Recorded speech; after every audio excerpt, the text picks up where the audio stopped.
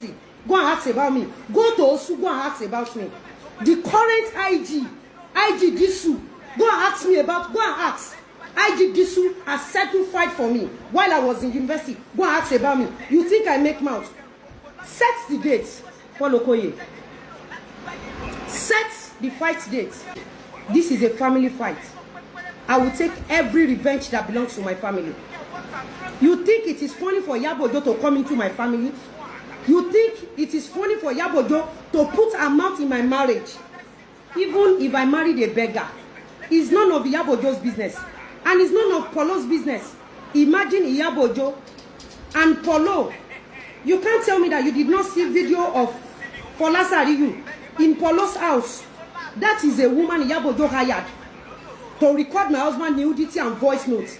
And you think me and IYABO OJO's fight is going to be like people that fought yesterday or before yesterday? You must be mad. You must be mad. You don't know me.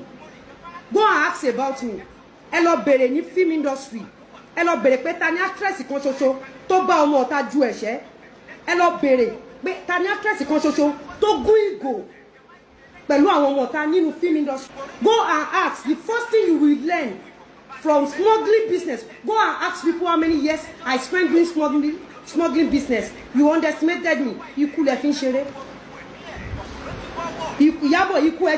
told you, IYABO OJO, that Mohbad spirit will finish you.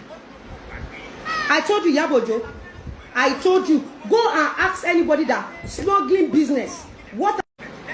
I'm sure you don't know who Mr. Lawal is, and I'm sure you don't know who I am. You just see me as someone that sells clothes. You don't know me. You don't know me. Me. Oh, mommy.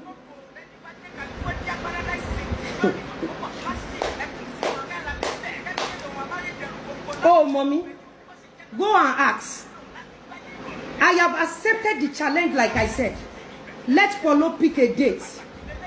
I have accepted the challenge, and I'm repeating it. I accepted the challenge. Let Polo pick the date.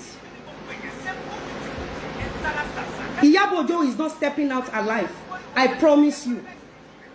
All the street fights you've done before, all the ring. Ẹ̀yin èèyàn wa, ẹ ti gbọ́ gbogbo ọ̀rọ̀ tí Lizzy Anjorin sọ, tí ó sọ wípé tí IYABO OJO tí ó bá tẹ̀lé sí òun, ó ní yóò nápa o. Ó ní kí wọ́n lọ bèrè òun ní movie industry, ẹni tí ó kọ́kọ́ bá àwọn ọmọ ọ̀tá tí ó kọ́kọ́ bá wọn jẹ̀ṣẹ́. Ó ní kò sí ẹni tó dánrú rẹ̀ wò rí. Ẹ̀yin èèyàn wa, ìjẹ́ ẹ rò wípé Lizzy Anjorin yóò lè nà arábìnrin yìí? Nǹkan tí ẹ bá lérò, ẹ jẹ́ ká mọ̀ ní comment section bóyá yóò lè nà tàbí kò ní lè nà. Ó ti yá.